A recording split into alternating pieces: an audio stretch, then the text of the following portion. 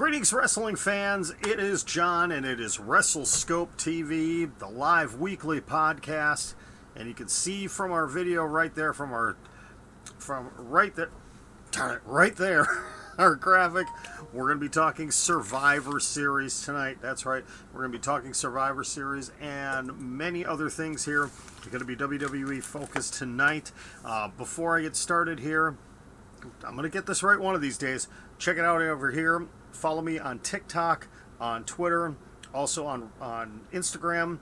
You can go on any of those. In my YouTube bio, you will see the link tree. You can check out all of my different bios, all of my different social media accounts. And also in there, I'm going to plug this right now here at the beginning, and I'll plug it later on in the show.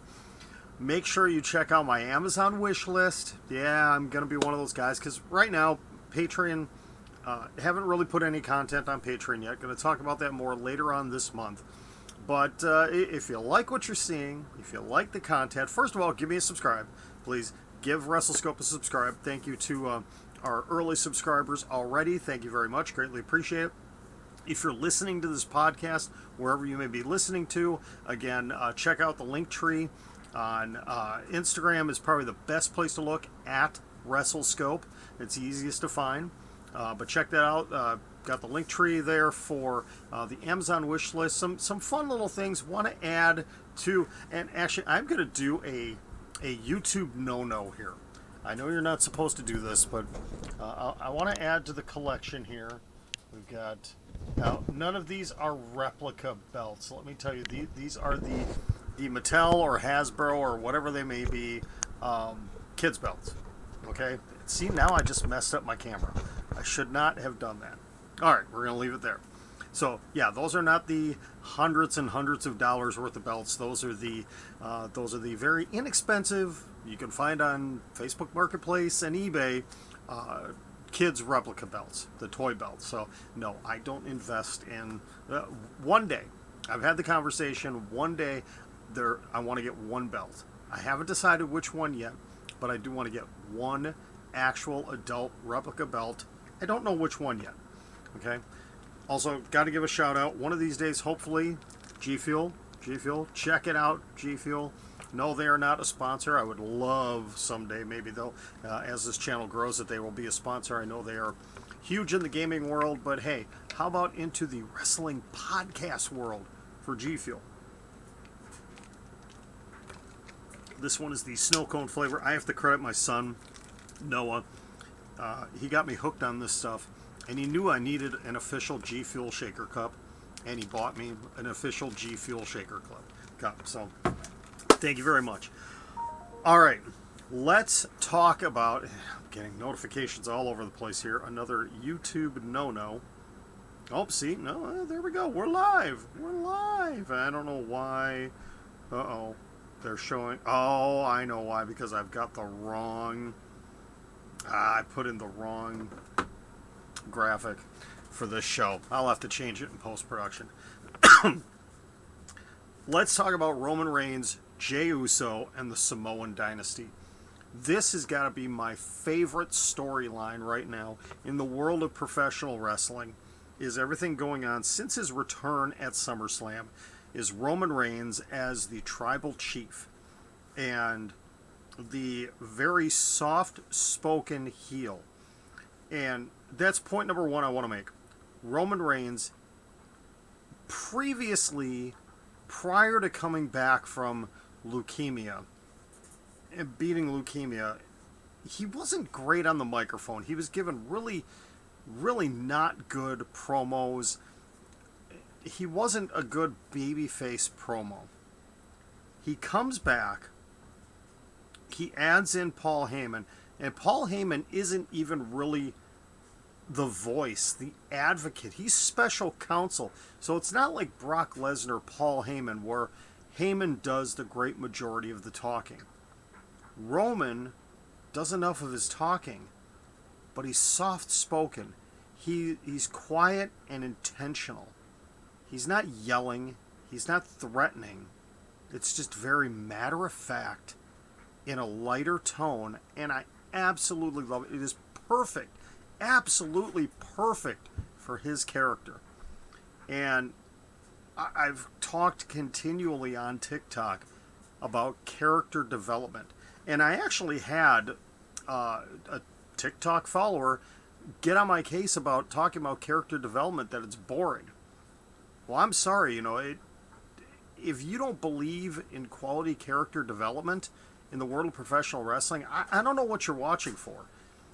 This is what makes a long-term storyline great. When you have Roman Reigns come back, people are excited.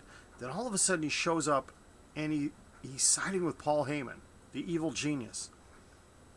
Then everything is just definite heelish at SummerSlam.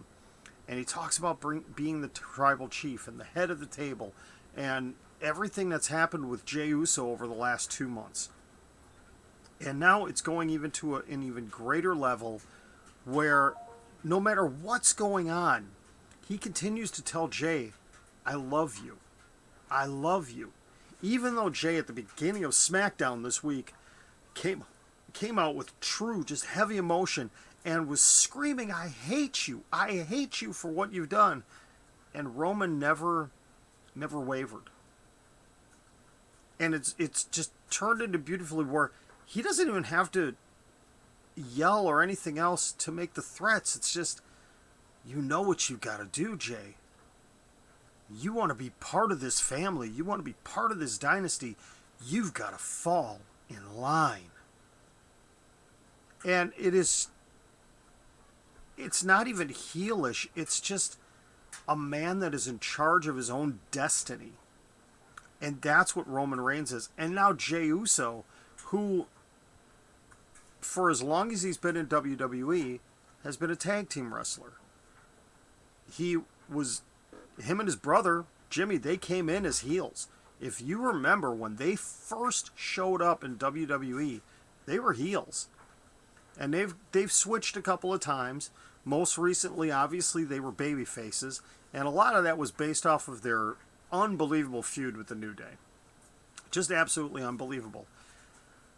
And he comes in, and all of a sudden, he wins that number one contenders match. Kind of out of nowhere. I don't think anybody was really expecting that. But it was a very interesting turn of events.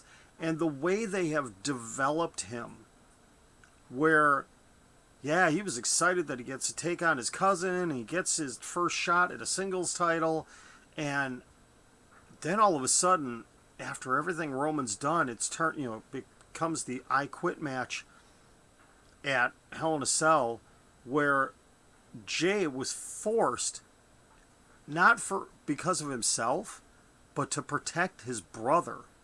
He had to scream, I quit. He had to do that to protect his brother.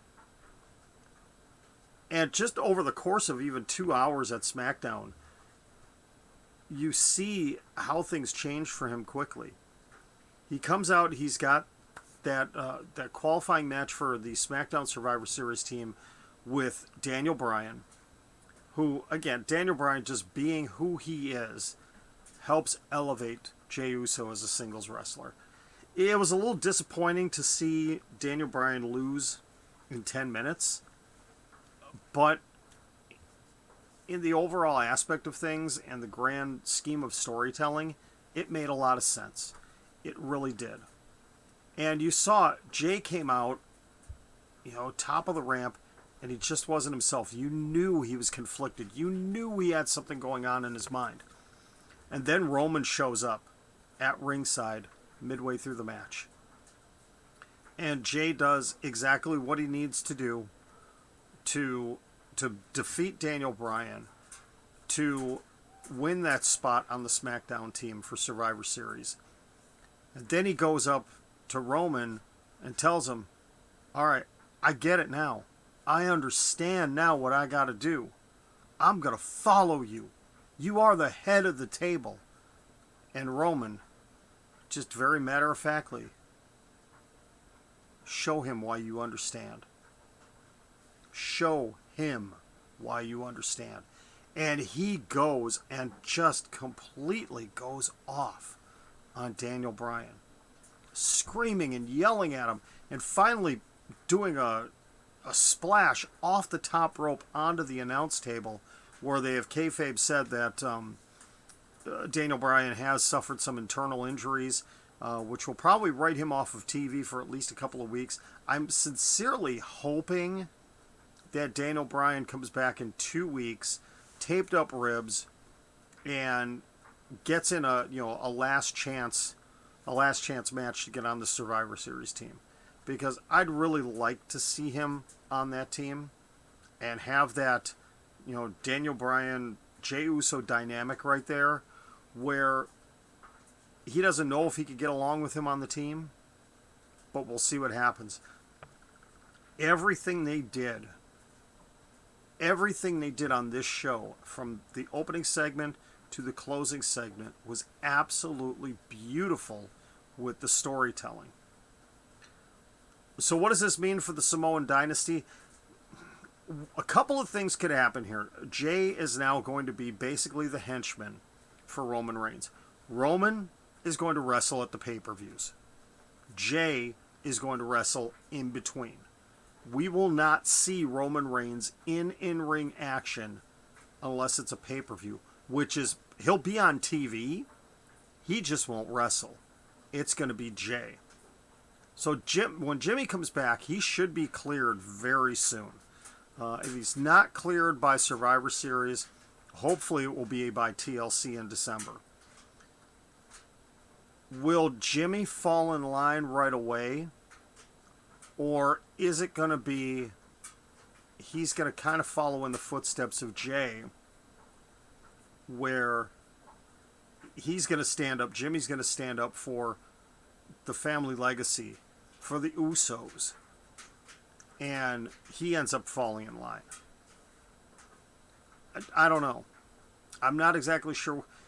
I think if they go with where he has to face Roman too, I don't know, that may be stretching things a little bit too much. You'll have a conflict between the brothers then, or maybe there's a Jimmy versus Jey match and Roman's not involved, and Jey just completely snaps and he puts the guillotine on his own brother at TLC, and Jimmy has to fall in line then. Then the 3-man Samoan Dynasty is set. But you need one more. This needs to be a Samoan version of the Four Horsemen, with Roman as Ric Flair, Jimmy and Jey as Tully and Arn, and you need an even bigger muscle, somebody to be the Lex Luger, Barry Windham. Could it be Samoa Joe? I don't know if Samoa Joe's the right character, though, because Samoa Joe should be a guy that, when he finally is cleared to come back to the ring, should be a guy that's competing against Roman Reigns, not following in line with him. But it has to be a Samoan. It's got to be somebody with that bloodline in there, with, maybe not direct family connection, but it's got to be a Samoan.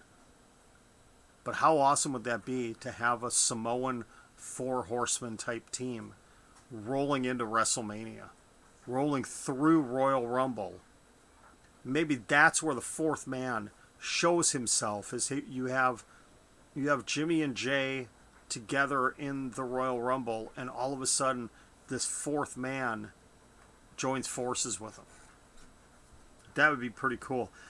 I am probably going to do a short fantasy booking here in the next couple of weeks, based off of Roman and the Samoan Dynasty and what they could do going into WrestleMania and maybe a little bit further. Let's stick with SmackDown and talk about something that has been highly controversial, but something I haven't heard anybody talk about is one aspect of it. You've got the Aaliyah, Mysterio, Murphy, Seth Rollins, Ray, Dominic whole thing going on. And this week it went to a whole new level, as we saw Buddy and Aaliyah together backstage, and Murphy, sorry, I keep calling him Buddy, Murphy says, hey, I need to go out. I need to apologize to your dad and Dominic. I need to apologize for everything I did. I'm going to go out to the ring and hopefully they'll come out there. So Murphy and Aaliyah go out together.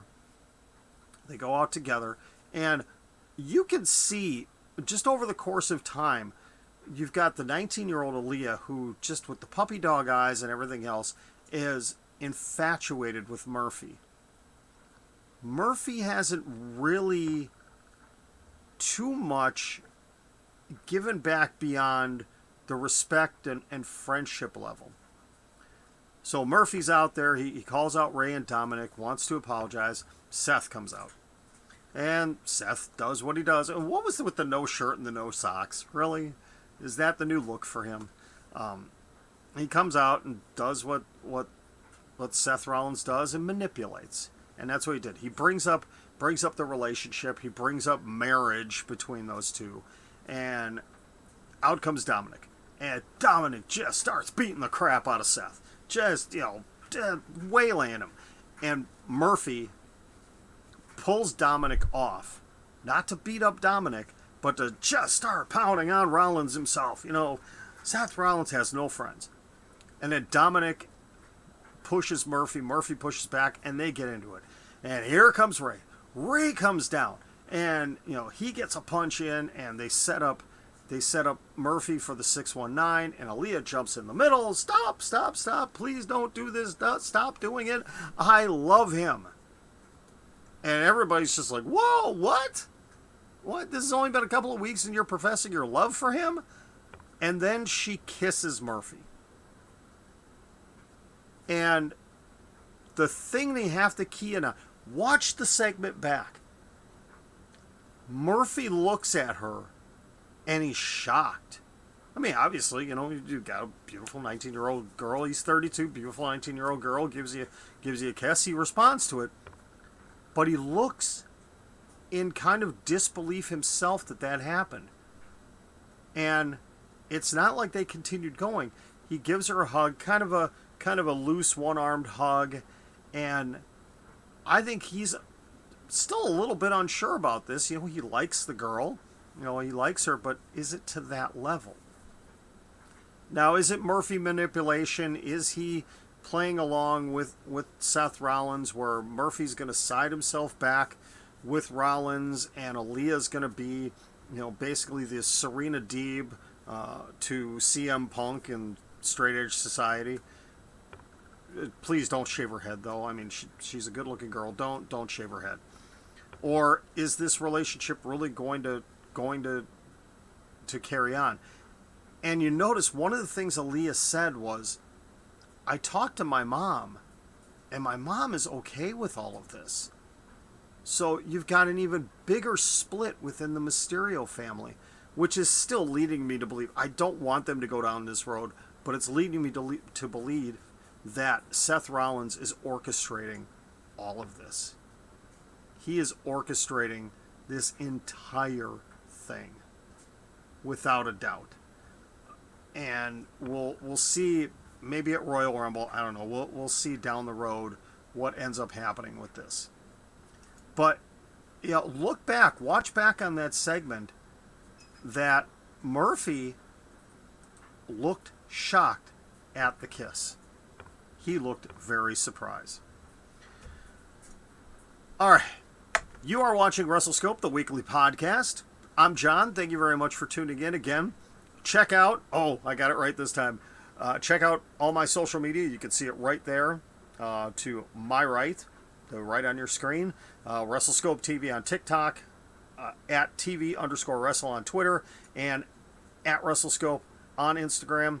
Also, you can check in the bio. You can see all the links for my link tree, everything that's on there, podcast sites. You can also see my Amazon wish list, which has some fun little things to add to the collection. I'm not going to move the camera again. There it goes again. That's one thing I have in the wish list. I need a new camera. This one's not that great, okay? So, can you help me out? Can you help a wrestling brother out? I would greatly appreciate it. All right, let's talk really quickly about the WWE and the Twitch situation. I'm sure all of you have heard the story that about a month ago, Vince McMahon came out and said that he was going to bar all WWE contracted employees from live Twitch streams and Cameo and all of that kind of stuff, because Vince, being, Mr. Krabs, from SpongeBob of the wrestling world, everything is about money, everything is about him. Why should his people be making tens of thousands, if not hundreds of thousands of dollars on outside sources, and he's not seeing a penny of it? Because he's a money-grubbing fool. Sorry, I need to take a G Fuel break there. So, there have been a number of WWE superstars that their Twitch channels have been shut down now. AJ Styles is probably the most prominent one. I know Cesaro had his taken down as well. I don't have the full list. But Paige, who is still a contracted WWE talent, has been very vocal against all of this. And from the numerous reports I have seen and heard, it almost sounds like she is ready to walk away from her WWE contract to continue on with Twitch. And she has been at the forefront of pushing for unionization of professional wrestlers. That one is going to be very difficult to pull off. First of all, I'm not going to talk about any other companies and how any other companies treat their wrestlers, because 2020 has been a difficult year for professional wrestlers across the board. They have lost a lot of money from not being able to go out to live events. Merchandising is probably down. You take a look at wrestlers that are still able to take independent bookings. Those independent bookings have disappeared.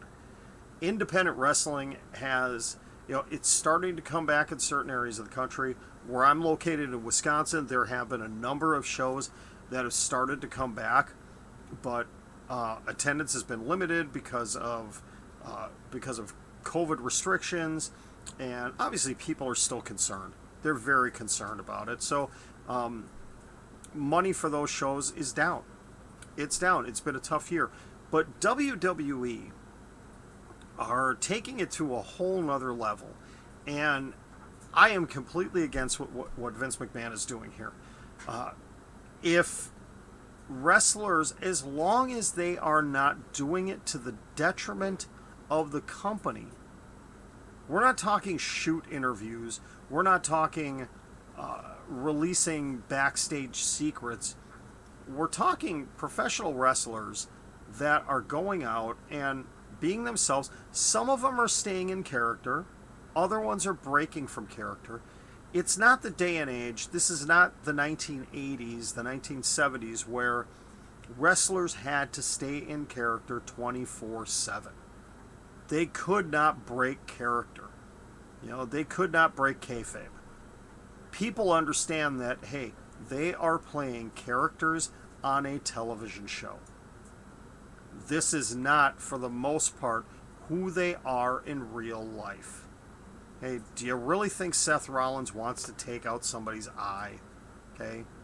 Do you really think, The Undertaker wants to bury people alive? Mark Calloway, we've seen it. You saw his WWE Network special.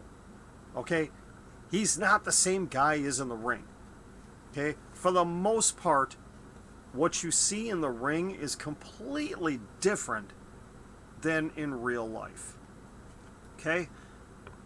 Vince is trying to take money out of the pockets of hardworking men and women who sacrifice themselves on a regular basis so he can be a billionaire. And it's not fair. And, he's trying to... Then there's other things going on here, too. He's trying to own the name rights of professional wrestlers that are wrestling with their real names? Come on. It's bad enough when he goes and changes people's names to stupid things, okay? But trying to own the copyrights to people's actual given names, and now trying to take away money from Twitch and Cameo.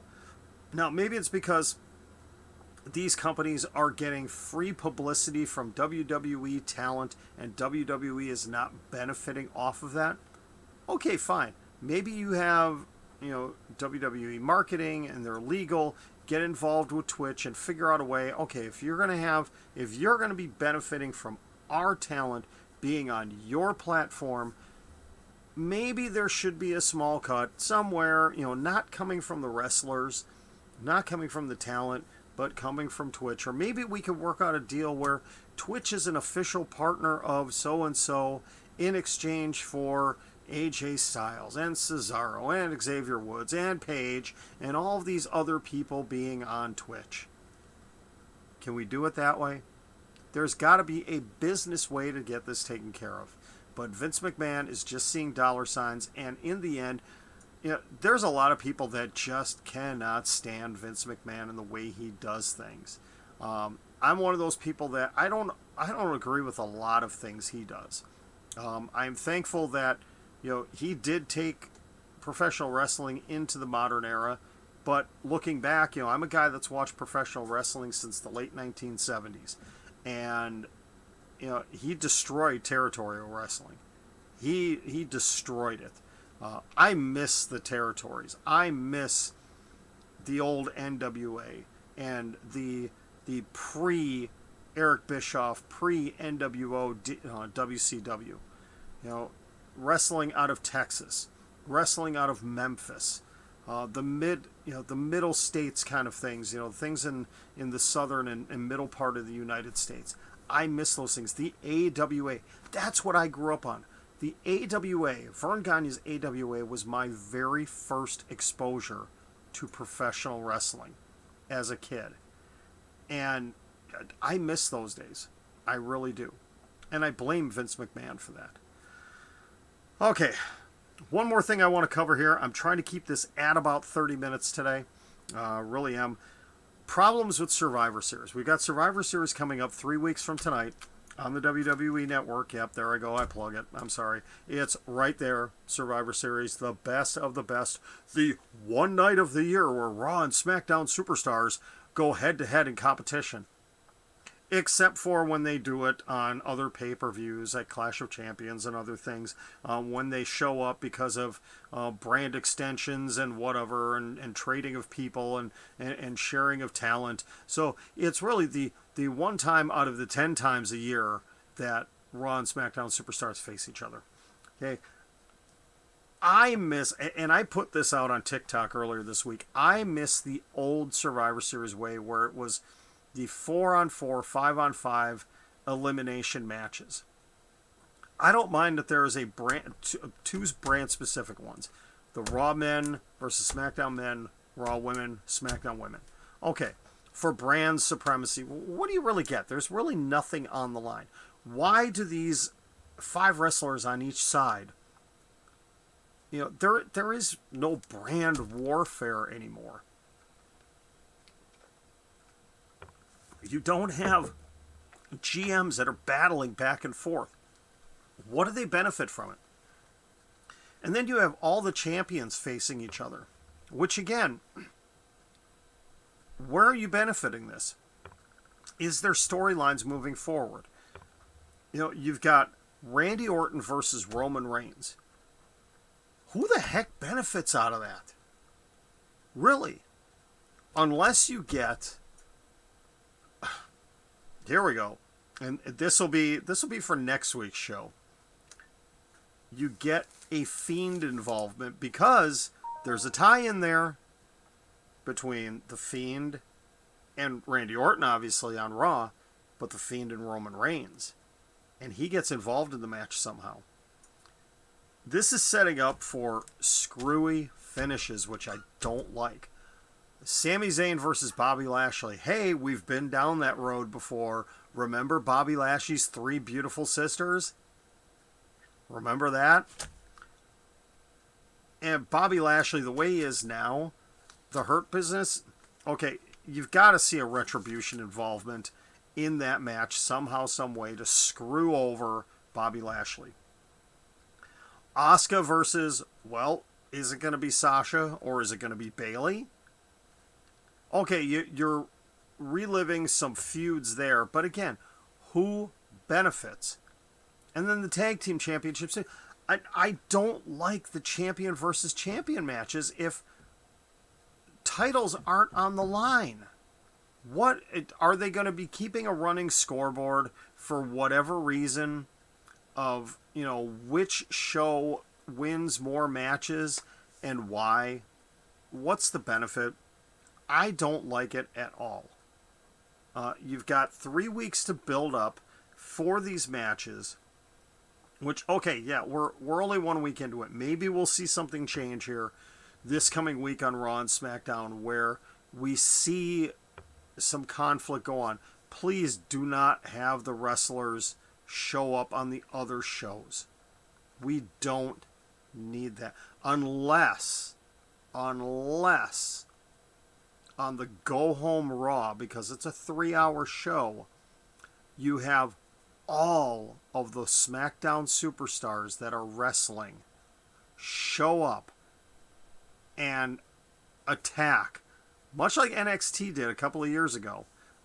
Last year, NXT did it last year, where they showed up. Maybe you do that. And why is NXT not involved in this?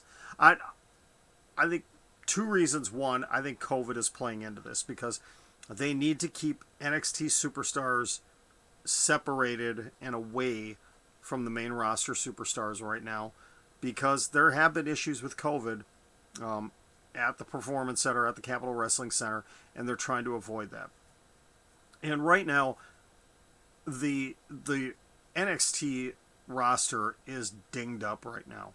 It is very dinged up right now, and a lot of top stars are either hurt or out injured, and they just don't have the talent level to be able to bring in. It's not like they did last year where they had they had Keith Lee, they had Matt Riddle, they had Tommaso Ciampa, they had Shayna Baszler. So I guess that was 2 years ago now. That was 2 years ago now. It's all different. It really is. Hopefully they will have a takeover show very soon, either before or after Survivor Series where they can build up on things. And I'm going to have to do a standalone video this week talking about NXT. I need to talk about Pat McAfee. I need to talk about that. But I'm not a fan of the way Survivor Series is developing right now. Maybe it'll change in the next week or two. Hopefully they'll do something different with it. We'll see. I'm not 100% sure. We'll have to see what's going on. And, oh man, I made a big mistake here. I just realized that. Oh, I need to bring this over. Bring that screen over. Bring that up. Sorry, I'm talking about things in the background here. Oh my goodness, I cannot believe that I goofed up on this and didn't do this. I forgot to open up. If people are chatting on the YouTube, I am so sorry. I did not even bother to go open that window and take a look. So I will be responding to any live messages that are there after the broadcast. I apologize. But I said I wanted to keep this around 30 minutes today. We're at 33 right now. So this is it for the WrestleScope Weekly Podcast. I'm John. Thank you very much. If you're watching this live, thank you. If you're watching on replay or listening to the audio podcast, I greatly appreciate it. Again, please go to my bio. You can check out all of my social media. I spend most of my time on TikTok at WrestleScope TV, also on Twitter at TV_Wrestle, and Instagram at WrestleScope. Also check out my Amazon wish list. Would love to get a couple of surprises from some of you out there. I would love that immensely. And anybody that does send something over from the Amazon wish list, you will get a shout out on one of the podcast episodes. Probably the one immediately after something arrives. I will probably put I'll put some unboxing videos too up on the YouTube and on the TikTok. I think that would be kind of fun.